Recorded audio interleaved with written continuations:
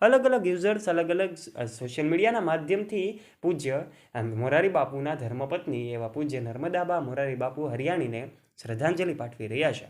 त्यारे दोस्तों તમને જાણીને નવાઈ લાગશે કે આખરે આ બા 2 દિવસથી બીમાર હતા અને એમની તબિયત અન્નનો ત્યાગ કરી દીધો હતો અને એના લીધે તેઓ હાલ સ્વર્ગે સિધાવ્યા છે અને એમની તસવીરો છે સોશિયલ મીડિયા પર વાયુ વેગે ફેલાઈ રહી છે। ત્યારે તલગાજેડામાં જ એમનું અવસાન થયું હતું। પૂજ્ય મોરારી બાપુ પણ ત્યાં હાજર હતા। ભારતના યશસ્વી વડાપ્રધાન એટલે કે નરેન્દ્ર મોદીએ પણ પોતે શોક સંદેશ વ્યક્ત કર્યો છે, શોકનો માહોલ પ્રસ્તુત કર્યો છે। ત્યારે દોસ્તો હાલમાં જ અમે તમને જણાવી દઈએ કે આખરે આ બધી વાતો શું છે, આખરે ભારતના યશસ્વી વડાપ્રધાન નરેન્દ્ર મોદીએ શું કહ્યું છે।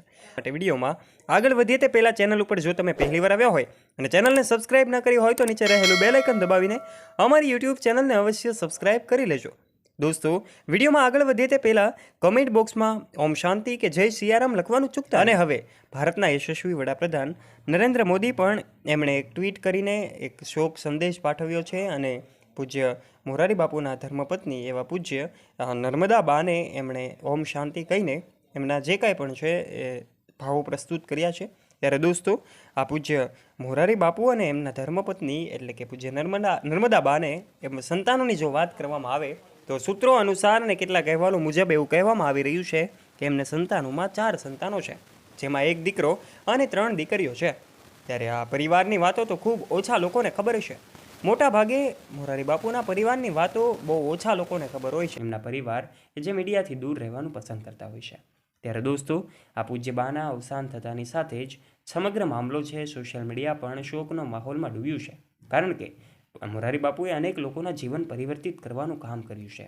એવા સંત વિભૂતિના ધર્મપત્નીના અવસાનની સાથે જ એમના ઘરે પણ દુઃખનો પહાડ તૂટી પડ્યો છે।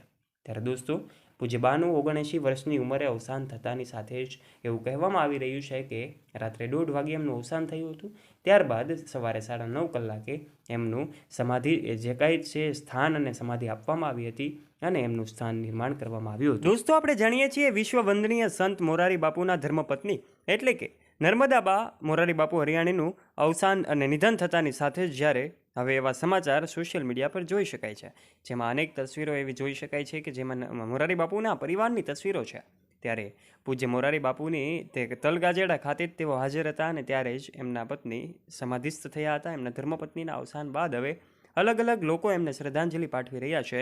ત્યારે કલાકાર મિત્રો પણ હવે એમને શ્રદ્ધાંજલિ પાઠવવા માટે અમુક પહોંચી ગયા છે, તો કેટલાક લોકોએ સોશિયલ મીડિયાના માધ્યમથી એમને શ્રદ્ધાંજલિ પાઠવી છે। આ પૂજ્ય મોરારી બાપુ જે કાંઈ પણ છે એમના પત્નીના લીધે એમનો જીવનમાં ખૂબ સફળ થયા હતા અને આજે વિશ્વમાં એમની કથાઓ થઈ છે। દરેક સફળ પુરુષ પાછળ એક મહિલા વ્યક્તિત્વનો હાથ હોય છે, બસ એવું જ ઉદાહરણ મોરારી બાપુના ધર્મપત્ની એવા નર્મદાબાએ પૂરું પાડ્યું છે।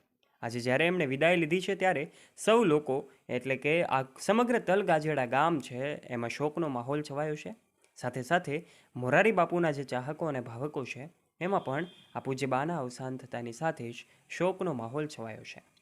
ત્યારે દોસ્તો એમને જુદા જુદા માધ્યમથી લોકો શ્રદ્ધાંજલિ પાઠવી રહ્યા છે અને ઘણા બધા લોકો આ પૂજ્ય બાને ત્યાં એવું કહેવામાં આવી રહ્યું છે કે ત્યાં તલગાજેડા ગામે પણ પહોંચી શકે છે અને ઘણા બધા લોકો પહોંચી પણ ગયા છે અને શ્રદ્ધાંજલિ પાઠવી રહ્યા છે।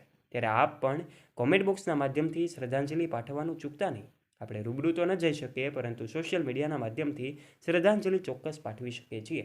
માટે કમેન્ટ બોક્સમાં શ્રદ્ધાંજલિ અવશ્ય પાઠવજો અને આ વિડીયોને તમારા દરેક ગ્રુપમાં ભાવિકો સાથે શેર કરજો અને આવા ને આવા રસપ્રદ વિડીયોઝ માટે નીચે રહેલું બેલ આઇકન દબાવીને સબસ્ક્રાઇબ કરજો અમારી યુટ્યુબ ચેનલને અને કોમેન્ટ બોક્સમાં ઓમ શાંતિ લખવાનું ચૂકતા નહીં। ધન્યવાદ।